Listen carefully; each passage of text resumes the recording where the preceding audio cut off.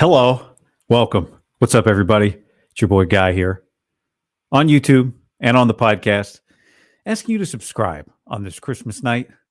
Maybe you can find it in your heart to do something nice for somebody. I've got a Tito's Toast here. Tito's Toast to my stomach, who has endured a lot of roast beef, pot roast, sorry, not roast beef, a lot of pot roast, cookies, See's candy, chocolate chip cookies, and Tito's. Well, everybody, I know what you're thinking, and you're right. At least the Raiders won today. Hello. Monday night. Went very poorly for the 49ers, and there's a lot to dive into. I think this week going to be a few big storylines if you're looking ahead to Tuesday, if you're looking ahead to the week. And one of them is going to be where the Niners exposed. One of them was Brock Purdy exposed. Probably the most pressing is going to be, do the Niners have any offensive linemen left healthy? They got down to St. John's of Minnesota. So it was a total disaster on Christmas night. It probably could have gone worse, but it definitely could have gone a lot better. And, I think it's probably a Super Bowl preview. And I've said I think the Niners are going to win the championship. Tonight's not the night to bang your chest on that one, but I think Baltimore is going to be there, and Lamar might very well. I mean, at this point, you'd have to bet on him being the most valuable player. So let's get into some of what happened, and it has to start with Brock Purdy. It's got to start with Purdy. 4 interceptions in the game, 2 of them batted balls, 2 of them as bad of interceptions as he's thrown. When he threw the interception against the Vikings, there was later some questions about the one that I thought was terrible, whether or not he was concussed.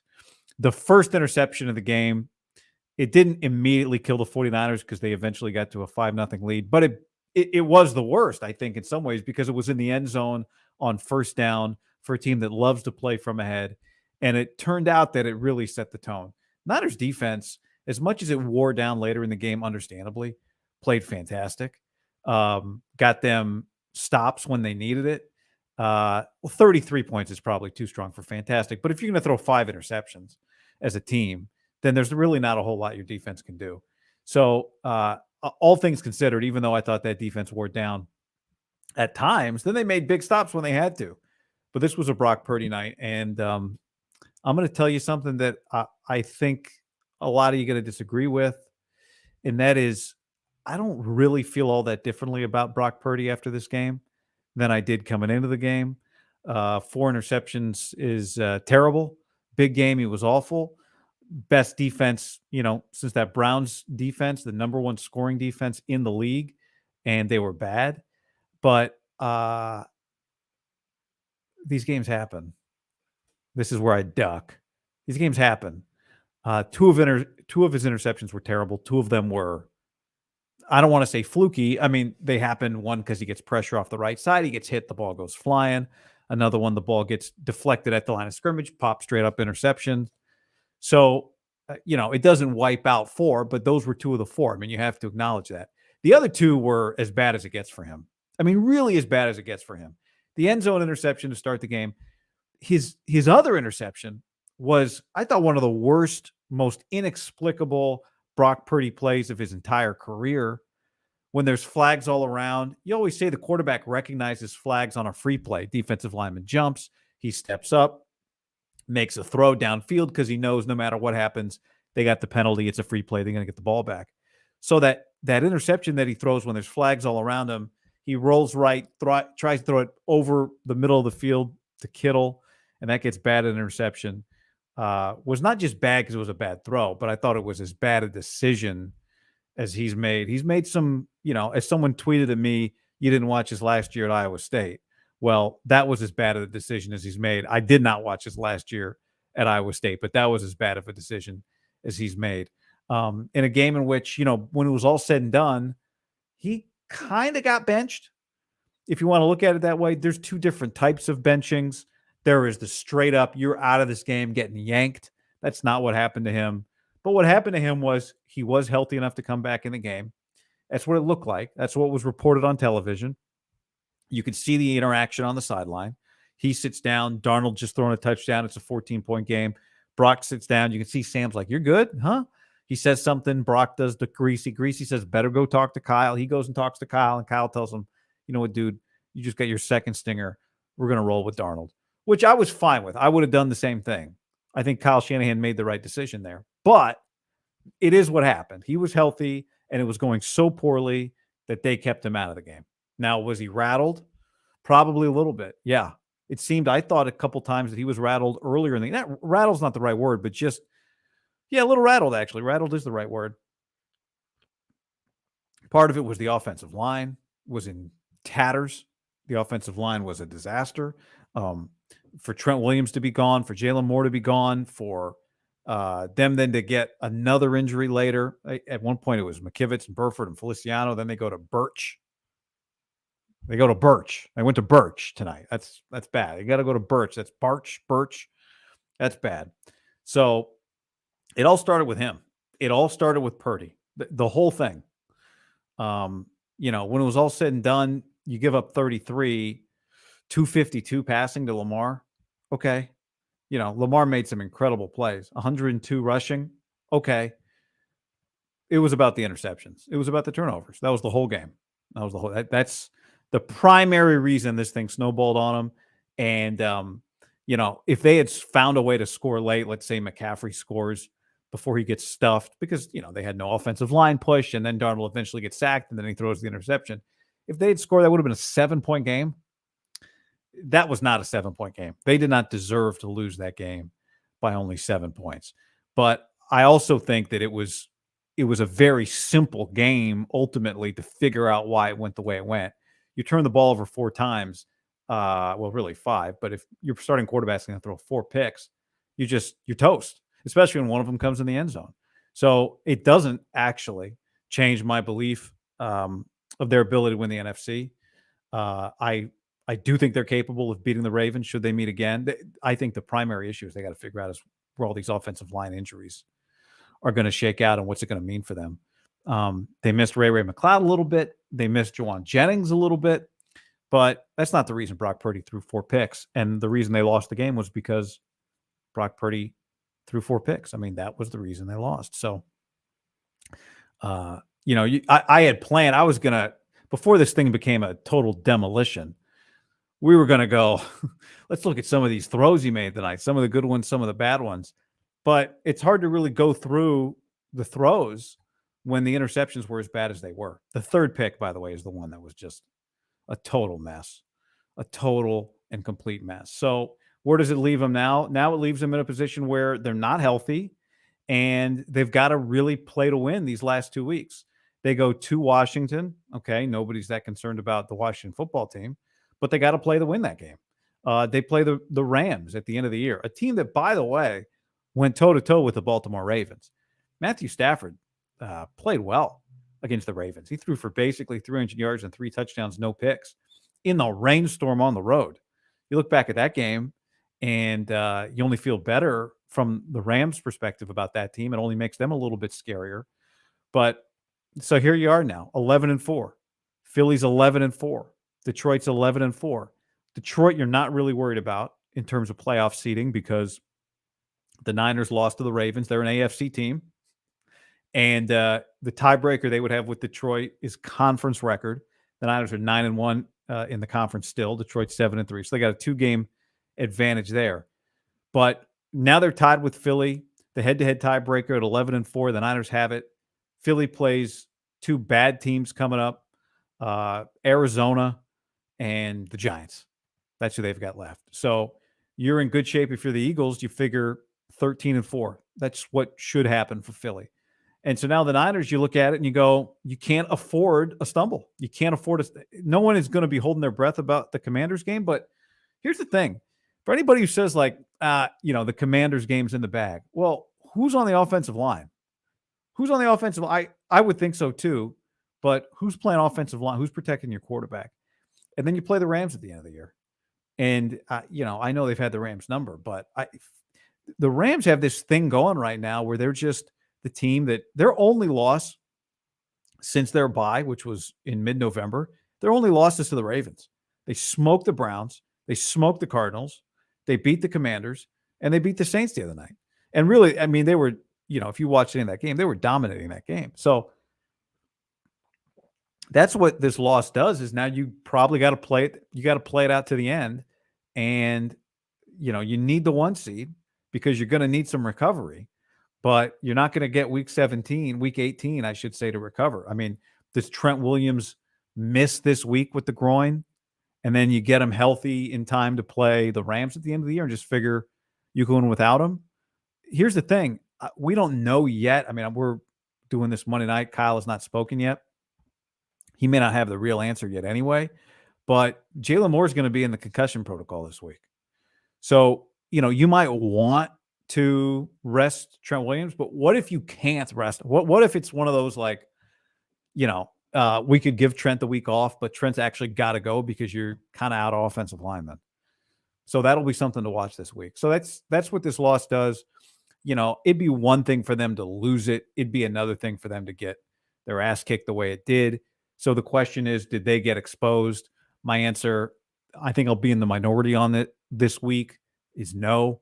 I think they lost this game not because their defense couldn't handle Lamar, not because they couldn't run the football. They ran the football. McCaffrey was 7 yards a carry, went for 100 yards. Obviously had the one big one in there, but even if we take out the 39-yarder, we're still going to have a good yards per carry. They lost the game because they had a very uncharacteristic day at quarterback. So then the question becomes, well, can you beat this team? Did you have an uncharacteristic day because you played the Ravens and they pushed you in situations to fail? And, I think a lot of people say yes. I didn't watch that game and think the blueprint's out. That's how you beat the Niners. What? Put pressure on the quarterback? Okay. I thought it was his worst game, but I didn't think it was a game that quote unquote exposed Brock Purdy. So that's where I'm going to be this week. We'll see if anything happens that I don't see why I would change my mind on that. Maybe some people will have that take this week. That's fine. I'll understand it. They're a team that's, 11-4 right now with a guy who's played pretty damn good all year long. And the question is just going to be what it's always been. Can Kyle Shanahan win a championship? Can you beat the Ravens again? Well, it'd be good news to have that problem. You'd be in the Super Bowl against them. And I would not approach that game like, well, we saw what the first one happened. We saw what happened in the first one. They couldn't do it, and they can't do it this time. So that's that. I know a lot of it will be, some of that might get taken as, I don't know how I didn't make an excuse. I just told you what I thought happened, but that's what I thought happened. So they picked. Here's what I will not say: they picked the wrong time for their worst game of the year. No, I mean they played the Ravens. They had their worst game in part because they played the Ravens, and the Ravens are really good.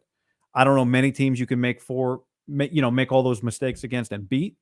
Maybe tonight they would have found a way. If he throws 4, if I told you right now Brock Purdy plays against the Commanders and throws 4 interceptions, do you think they win that game? Maybe they do. But you would bet against any team that has their quarterback throw 4 picks. So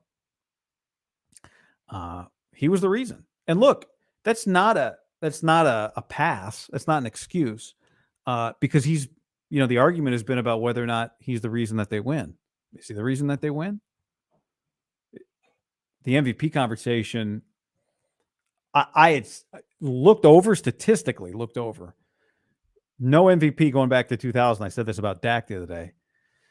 Has lost the game in December by more than 14 points. And it looked like the Niners were headed for that. Then they lost by 14 points. But I'd be hard-pressed to predict that that most MVP vote, you can't watch that game and go, against Lamar, that guy's more valuable than that guy, regardless of how the stats end up. So very weird year for the MVP. I know a lot of people suddenly don't care about the MVP. That's fine. I think it's interesting if the last player drafted in a draft in his second year wins the MVP. I would say that's a pretty significant thing. But I know it's very popular on Monday night to say the MVP is just a dumb award. Who cares? You can care about the MVP and also think that it's just an award that doesn't affect anything else and that you'd rather win the championship. That's fine. Both of those things can be true. And both of those things are true. Question for $2 on the stream. What happened on the first pick? I mean, great question. It was awful. Aikman's breakdown of it was he got to Debo late, but I don't know if he didn't see Kyle Hamilton. I would love to hear his explanation of it or Kyle's explanation of it. Maybe by the time you listen to this or watch this, there has been an explanation given for that. But that one was terrible. That one wasn't, I mean, it was a bad decision, but it was in the red zone, in the end zone. It's just so uncharacteristic of him. And maybe that's where you give the Ravens. I mean, you do give the Ravens, you give Kyle Hamilton, you give these guys credit. Of course you give them credit. That one was uncharacteristic. The third interception, if you've watched a lot of Brock, you know that was, while uncharacteristic, kind of like you've seen him try to make crazy plays. The part that bugged me about that one was not that he tried to make a crazy play, it's that he tried to make a crazy play when there's flags all around him. Like nothing good that you create on that play is going to result in whatever you do. Like it's a free play for the defense. So that's the one that was crazy to me. I mean, they were both crazy. They were both terrible. He looked right at Kyle Hamilton. He looked Kyle Hamilton right, but the ball was too late. Yeah, I don't think we've seen him throw that interception, that first interception. You know, I think one of the questions with Brock is, did he get phased? And there were times during the game where I thought, yeah, he did get phased. And then he would step up and make a big throw. And you thought, well, maybe he did. Maybe he did. Like after they go 3 and out, he throws the interception, his fourth interception. Okay. Ravens score on the next play. He throws that Patrick Queen interception when the ball got hit as Brock was throwing it out of his hand. Got hit, his arm got hit. Ravens score immediately. Niners get the ball back. They punt. Debo had that kind of drop in the middle of the field. And Baltimore gets the ball back. Or maybe it was fourth down, whatever it was. But Baltimore gets the ball back. They score. It's 33-12. I thought ball game. First throw, the next possession, he steps up. And, you know, I mean, he throws that ball that he loves to layer it right over Roquan Smith, just over his fingertips into Kittle's hands for 16 yards. And you're like, all right, well, maybe he's not. I kept thinking like, well, he's got to be. He looks phased. He's got to be rattled. And then he steps up and makes that throw right over the linebacker's fingertips. I'm like, well, that's what he always does. He doesn't look like he's doing anything differently than he's already done. If he was hot and had 3 touchdowns, he'd make that throw. So I don't know. Like he should have been rattled. I thought he was rattled, but then he made some throws, I guess, while rattled, that were pretty good throws. But nonetheless, I mean, that drive ended with the no-look flip pass over his shoulder to Christian McCaffrey on 4th down on 11. And then he got hurt, and then Darnold took over and blah, blah, blah, blah, blah. So what did Purdy shoot today? Paul asked on the stream. That's a good question. I mean, I know what it felt like. I didn't score all the throws, but that definitely felt like well, we're talking about real golfers here. So that felt like a 78. That felt pretty terrible. The other thing, Kyle Shanahan's 0 for the fourth quarter when trailing by 7 or more. That was pretty clear pretty quickly. This was not going to come to an end. I'll admit, early in the game, you know, when they were in it, even though we'd thrown a couple picks, I thought, well, this is how you kind of set up a big comeback, a moment. You set up a MVP moment when you bring a team back. And when everything goes well, you don't get to have those big moments late. But it just never happened. And, you know, I think the other thing, this offense is clearly better, has been clearly better with Jimmy Garoppolo, with Brock Purdy over Jimmy Garoppolo. But the same thing you see that we've talked about, like this idea of, I used to say this all the time with the Jimmy offense, that it was like the Princeton offense, the old basketball offense, where you don't hit threes. You need 6 clean passes to set up a backdoor layup. And you saw it again against the Ravens, where the Niners, and I think this is where people have a problem with some of the stats that get used to support Brock. As someone who uses them, like, you know, we talk about all these yards per attempt and everything.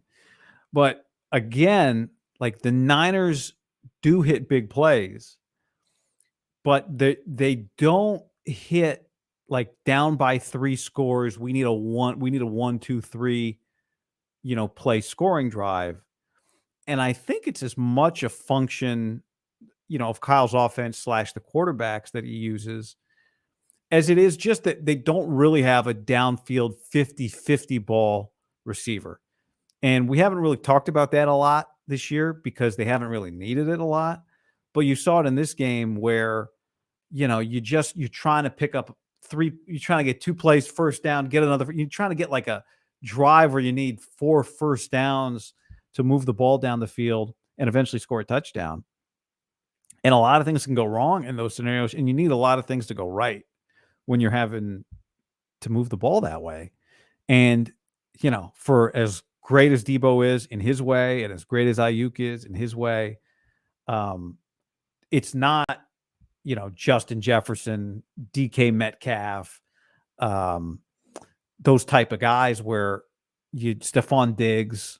And I wonder, it might be just as much about their type of receivers as it is about everything else. But they didn't have it. And you really felt it in this game again.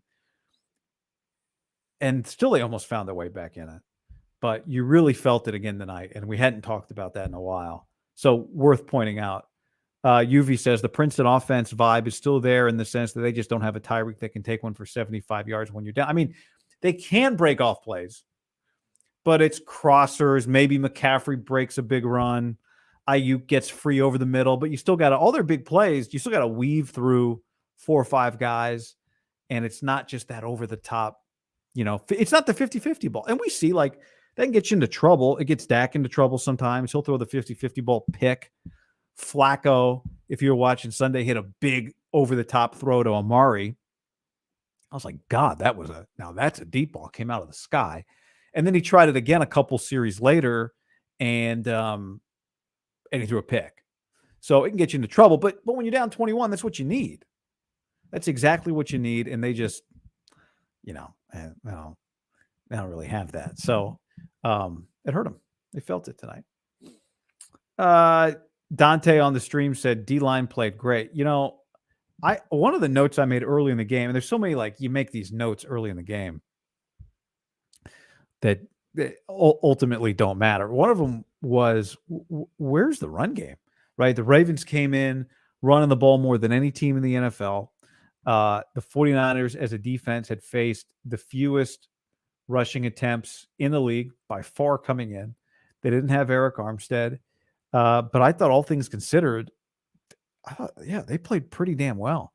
They held Gus Edwards to 3 yards a carry. They held Hill to 2.6 yards a carry. Lamar, it's clear when you're watching him, like when you're watching Lamar, like he's going to sit there and sit there and sit there. And the Niners were trying to keep him there.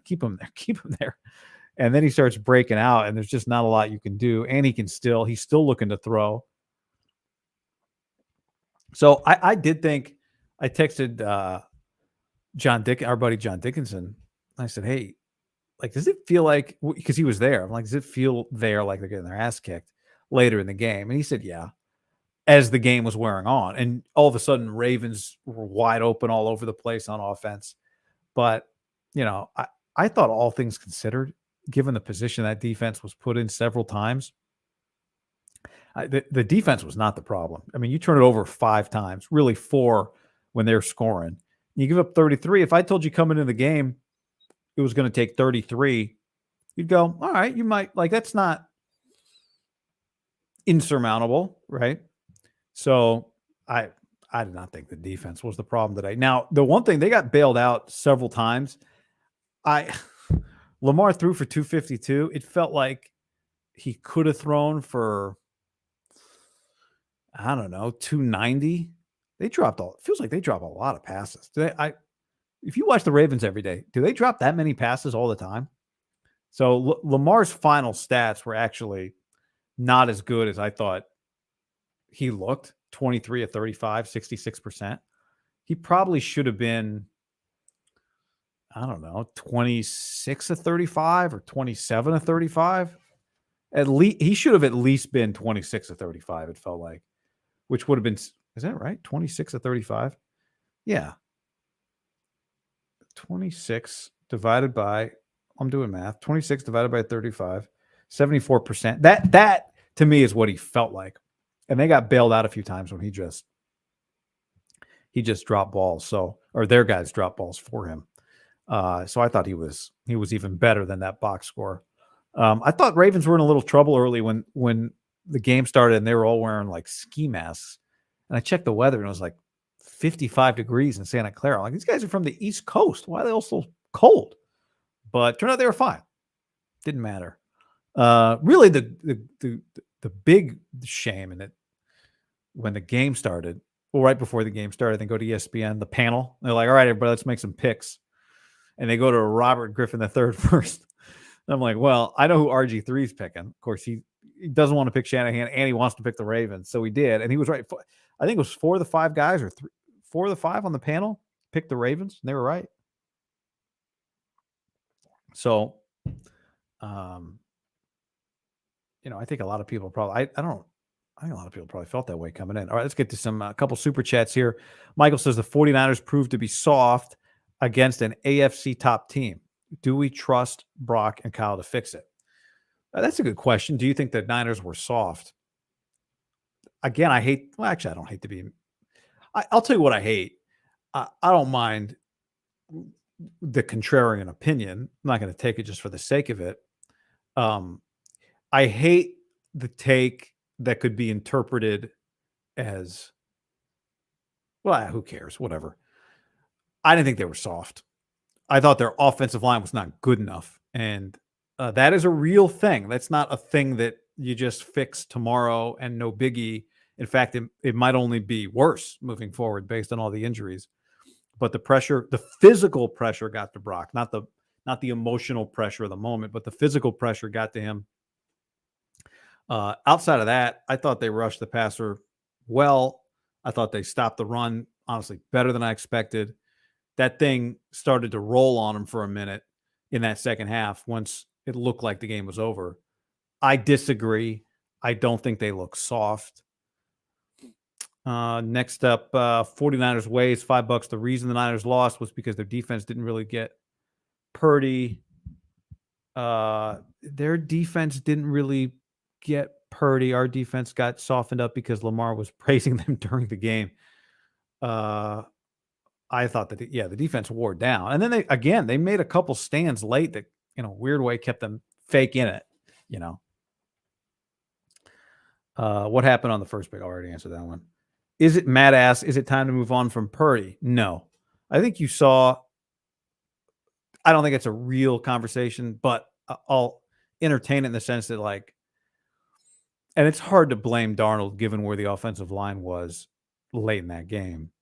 But not getting the ball out there on the goal line, taking that sack, that was a disaster. That was a disaster because even though they didn't deserve to be within 7, they were about to be within 7. We'll have to check the L22 on that. But I thought a poor reflection of Darnold also, that he just didn't get the ball out there and live to at least try. I thought it was a weird play call. I understand it. I get it because Kyle, they'd run it down to the 2-minute warning when they ran the ball and didn't get in. And Kyle did not want to run the ball again and get stopped, which was understandable. He wanted to save all 3 of his timeouts. I don't think Shanahan was going to go for the onside kick. He had his timeouts. He was going to, if they had scored that touchdown, say on the McCaffrey run, he was going to kick it away and try to get a stop and get the ball back. Historically, that's, historically it's what he does. He will use his timeouts, especially if he has 3 late.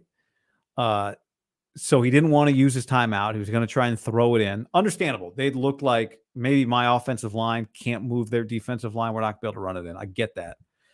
But, it failed. Then you get the sack. Then you get the penalty. He didn't use the timeout to stop the 10-second. It was a mess there. Anyway, the point is they didn't deserve to be within 7 points of that game. And yet they almost were. The question was about Brock. No, I don't think Brock is getting benched. AW, do you think Kyle was a little intrigued watching Darnold? His arm is strikingly better and he showed well in those must-pass drop-back situations. If you're new to the show, you know that I use the word intrigued a lot when it came to Darnold in camp. I don't think Kyle learned anything new about Darnold in this game that he didn't already know before. Intrigued? Yeah, I think he is I think he is fundamentally intrigued with Darnold. I don't think he's thinking, should I replace Brock with Darnold? I don't think he's thinking that. I think it'd be really hard to upgrade Brock as a processor, his brain, even though he was very bad on Monday night against the Ravens. And because of that reason, I don't think he's getting replaced. Joshua says, can we, for $5, can we also admit that the Ravens needed 5 picks and 110 free penalty yards to pull this off? This will light a fire. I feel bad for Washington. Well, I mean, to me, you got to give the Ravens credit for a lot of that. You got to give the Ravens credit for these penalty yards. You got to give them credit for being difficult to cover, being difficult to block, being difficult to, all that stuff. So I mean, I think we're admitting it, that stuff happened, but I give Baltimore, like, why aren't they going to be in the Super? Why isn't Baltimore going to be in the Super Bowl? They've won, they haven't won in the playoffs with Lamar, but just look at the AFC. Look, I mean, now if the Raiders get in, that'd be the one team. Primetime games are Kyle's kryptonite. Are they? They play in a lot of primetime games. He wins a lot of them. Is his record does he have a bad primetime record? If he does, I haven't added it up. I haven't looked at it that way, but I mean, I think that'd be, it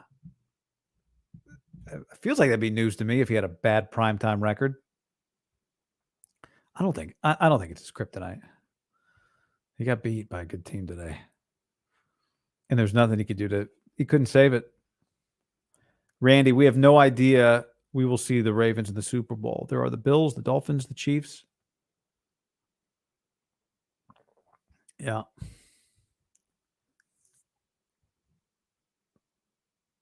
If you had to predict right now, who would you take? I would take the team that just won on the road and beat the Niners. A Niners team that has looked like the best team in the NFC. Now, they have struggled against, let's see who they've lost to. Browns, Bengals, Ravens. You'd have to give some credit to the NFC West might get 3 teams into the postseason. People can go, is that the best division? But is the AFC North not the best division? With the AFC North has 1 quarterback and might be the best division. They got Lamar, and then it's Cleveland. Pittsburgh's 8-7 somehow. Cincinnati is 8-7 somehow.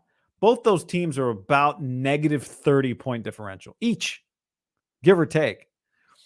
So, and they have been brutal. AFC North has been brutal to the 49ers. Now, Lamar's not the best QB. He's the only QB in that division. Burrow's hurt, so he's the only guy. The playoffs right now, Miami's going to play Baltimore next week, so they'll get their shot. Where's that game? That game is in Baltimore. All right. So Baltimore's going to have a chance to really put a stranglehold on who the best team in the AFC is if they win that.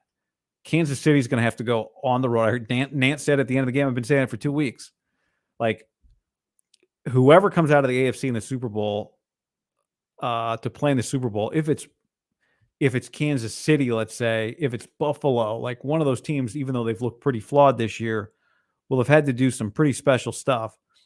I don't think Miami can get to the Super Bowl coming out of the AFC unless they have home field. And, they won't have home field if they don't win next week against Baltimore. So it feels like it's going to be Baltimore hosting the AFC playoffs. They're going to turn around and lose to Miami next week? All right, maybe. Tyreek's back. But, what does it take for the 49ers to win a championship outside of, health? And I've said before, I think the only thing that's going to stop them, that really would stop them from winning the championship, is health. And I stand by that. Like, I still think after tonight, they are every bit the team they've looked like before, even though they didn't look like it tonight. But they have suffered several kind of paper cut injuries. Juwan Jennings, concussion protocol, you got to figure he'll come back. But you can just see they get a little further down the list, and guys don't make the same plays that Jennings makes or Ray makes. Ronnie Bell fumbled that punt out of bounds after the safety. That was just bizarre. I don't know if he thought he was out of bounds, and kind of it looked to me like he just kind of was a little lackadaisical on it, but it kind of shut it down. So maybe give him a pass because he wasn't focused, but I wouldn't give him a pass because he wasn't focused. Then Debo was back there returning kicks. Ayuk showed up. Not that that's a surprise, but I thought in every way, shape, and form he played really well. From a blocking standpoint, if you didn't see it, I posted a video on X and on Instagram of a block that he had earlier in the game.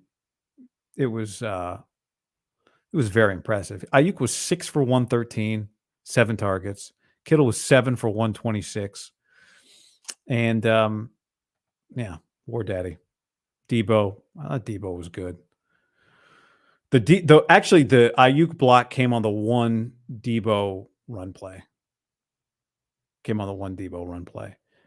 Gold on the stream says Trent needs to retire. He's getting hurt. He's hurt a lot. And I thought at the beginning of the year, he gave a press conference that I was at. It was before the season started and in camp. And I came out of that press conference thinking he's not about to retire. If they were to win the championship, though, and maybe if they don't, I mean, either way, you got to wonder about it. It feels like he is banged up a ton. Now, all these guys get banged up, but it feels like Trent is hurt a lot. Feels like he's getting hurt a lot. And they're going to need him. They have to have him to win the championship. They've got to have him. Hell, if he had been in that game later, they got to have him. MVP conversation. Many people have asked, is it over for Brock? Did I say this already? I did say it, I guess. The 14-point. No MVP has lost by more than 14 points in December since 2000. Somebody reminded me that I guess Steve Young and the Niners got blown out in December, late the year he won the MVP. But whatever. Well, what year was this? Anyway, it doesn't matter. But yeah, I think that thing's done. I think there's just not a lot of guys though. So you can still be the one seed in the NFC. You can still have some big games, but this was kind of the game everybody was pointing towards. Dak had played poorly. Although Dak almost brought himself back into it, but then Dallas lost. Hurts ain't going to be him. So this was the night. I don't particularly care about the MVP, but I do think that story would have been very special. So, Dante, thanks for this 5 spot. But I do think it would have been special. Anyway, O-line sucks without Trent. I agree. Dan the Man says Rodgers got blown up by the Niners whatever year he won the MVP. Rodgers, I'm not going to spot check this whole thing now, but Rodgers had, let's see, some December losses, lost by 8 and 14, lost by 5 and 11.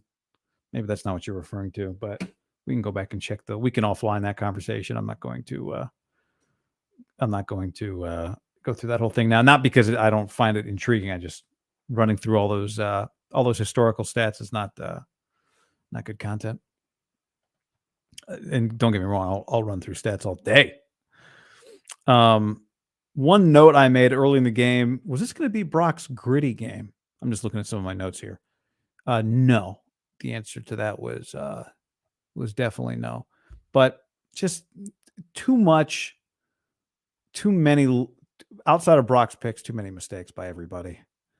Just little things where if you're going to turn it over, if you're going to be down guys, You got to do other little things well, and they didn't do them. All right, let's get to. Let me get to a couple. Let's see here. Oh, Detroit, congrats, Dan Campbell, going to be the coach of the year. Everybody says, what about D'Amico? Texans are 8-7. Texans are, maybe they win 10 games. They play Tennessee and Houston. They play Tennessee and Indy, excuse me. They're 8-7. I mean, Detroit's 11-4. Just won their division for the first time since the Lincoln administration or something. But yeah, Dan Campbell's going to be coach of the year. Fine. Whatever. Raider Nation, rise up. Raiders beat the Chiefs. Raiders are now 7-8. Raiders are not out of it. I'm going to get to some more Niner stuff here, but let's break it up. Raiders are not out of it. Antonio Pierce is going to get that job. They've won 2 in a row. They play the Colts and the Broncos still, and they did it without throwing a pass in the second half. So they're not dead yet. I mean, 8-7 is Indy. Indy's the 7 seed right now. Raiders are going to get them. So they got a shot. That would be we winning out. Yep. I'm with it. Roger on the stream says, no 3rd and 1 for 50-50 balls. Yeah. I think the Juwan Jennings absence, if we want to nitpick like all the little things, the Jennings absence is a big one. I've come around in terms of like, I think their secondary is fine. You miss Hufanga, but you saw Jair Brown. I mean, Lamar is so unfazed by the pressure. Niners brought heat on back-to-back plays with Jair Brown coming off the left edge, or I guess Lamar's right. Unfazed. Stepped out of it. Just, I don't know what you do with the guy. Other than you got to score points. You just have to score your own points. And not having Jennings, I thought hurt him. It's just hard to go through and nitpick everything when your guy throws 4 picks. What else can you say? You throw 4 picks, you just don't deserve to win the game. And you're not, I mean, forget about deserves, not even part of it. Charles on the stream asks, is Jim Harbaugh going to coach the Chargers? Is there a Harbaugh rumor today? He's still weighing his contract extension? Now, you might want to ask yourself, Jim, he's got a $125 million contract extension per report. Who reported this? NFL Network? $125 million that carries a no NFL clause, right? This report's been out there for a while. So if somebody puts 125 in front of you and you don't sign it with a swiftness, then yeah, you might want to coach in the NFL. And the Chargers job would be great. I think the Raiders job is out the window. Antonio Pierce is getting that job. He should get that job. He is exactly what the Chargers need in a town of stars. Jim Harbaugh is a superstar, a force of nature, the center of the spotlight. The problem for the Chargers is the price is established. Michigan's willing to pay him $125 million. Dean Spano's got that cash lying around to pay a coach. So that's what it would cost. But to me, like the lost opportunity of Justin Herbert's career just being a big fat nothing because you can't get the right coach in there. I don't know if Jim could win him the Super Bowl, but I am very confident that he would have the Los Angeles Chargers as one of the best teams in the AFC very fast. So I think you got to hire him. And I think if offered the Charger job, as long as the money's right, I think Harbaugh's taking that job. I think he's taking that job. I think he wants to be back in the NFL, and I think he would take that job. He's been in Michigan longer than anybody expected him to be. Yeah. Now the sticking point too is that he's got a playoff game coming up at the Rose Bowl on New Year's Day against Nick Saban in Alabama. So maybe that's the other reason you don't have to take the contract offer now. And who's his agent? his agent's going like, look, man, you go lose to Alabama, the $125 million contract offer is not going away. You go beat Alabama, it's now 135. You go to the championship game, you win that game, it's now 145. So, it's an interesting opportunity. Belichick's out there, maybe. Yeah. I think Jim would take it. I do think Jim would take it. Quick little scale of the notes here. Anything we didn't hit on the Niner game? We got injuries. We got Brock. We got MVP. We got Darnold. We got defense. We got guys they missed. We got Ronnie Bell. We got the Ravens. They're good. We got the standings. The real injury tonight is that you got hurt guys that are going to have to play. You're going to have to find a way to get guys to play because you have to win these last two games.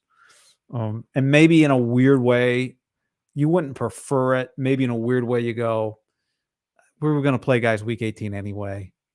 If Trent's not playing, if the game didn't matter and Trent wasn't going to play, I would not play Brock week 18. You know what I mean? Like if you get to the Rams game and that game doesn't matter, then Trent Williams is not playing. And if Trent Williams is not playing, then Brock Purdy's not playing. That would be my outlook. I don't think he would be all rusty if he got 2 weeks off. But it doesn't look like you're going to get that opportunity now. So the blue tent is for cortisone injections. Why does he get stingers? Why does Brock Purdy, the first stinger, I understand. He got hit really hard. The second one, easy for me to say from my couch, but why does he keep getting stingers? Is there a problem? I'm not a doctor. That one was unusual, though. Here's a comment. Rewatching the Ravens-Niners Super Bowl. That game was on this weekend. Kaepernick has a laser beam arm, but throwing with anticipation is unstoppable when everything clicks. Yeah, that's correct. Randy says the injury from his arm, I'm assuming. From his left arm. I mean, his right arm was the one that was hurt. Glass City says stingers happen all the time. Give me a break, dude. How many times do you see a quarterback twice leave a game with a stinger in whatever it is, a 3-week span? It's a little unusual. They do happen all the time to linebackers. You don't see a lot of quarterbacks leave the game twice in a 3-week span with a stinger. Maybe it's nothing, but I'd rather be alert to the fact that it's happened. You have to acknowledge that it's happened twice. I will not give you a break.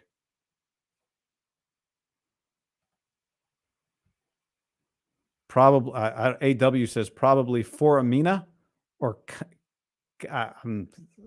if there was any doubt that I'm not canal stenosis. All right, I'll do some Googling after this stream is over. But thank you from you. I'm overreacting. All right. But it's not his, it looks like it's his, if you watch this stinger, it was his left arm that he was flexing, not his right arm. It looked like it was his left arm. Farrell on the stream says that Trent Williams just told a reporter that he's good. Good. First of all, I'm not overreacting to the stingers. I'm just reacting. I'm acknowledging that they're happening and that we should be aware of them. That's it. That's all. I think you're ignoring everything is evidence. Everything is a thing. The question is it a big thing or is it a no thing? And I don't know. I'm just filing it away. I'm just emptying the notebook here. I'm filing it away. Maybe it's nothing. Filing it away. That's all. All right. This will be the week of who's out and who's in, and who's concerned. And that was a lot of that was concerning. But to me, I'm not out on them or out on him. That's where I'm at. All right. Where we're at is this is the end of our Christmas stream. And we'll see what the week looks like.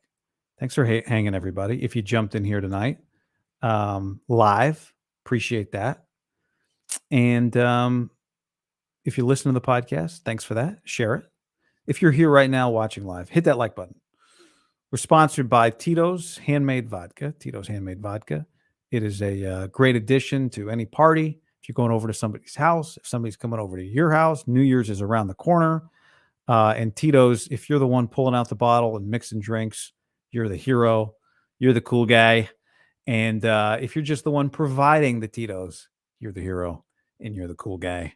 I like when you want to mix it up, I like strolling over to titosvodka.com. Check out some new recipes. They'll have some stuff for the new year. Distilled and bottled in Austin, Texas, 40% alcohol by volume, namely 80 proof, crafted to be savored responsibly. Hit that like button right here. That makes you a sponsor of the show. When you hit that like button, the internet says, oh, this person liked this. And they send it out to more people. And then it becomes, gets a little bit of momentum. And that's how more people see it. And we get more subscribers and that kind of thing. So all that said, thank you. Have a great night. Have a great week. Talk to everybody soon. Later.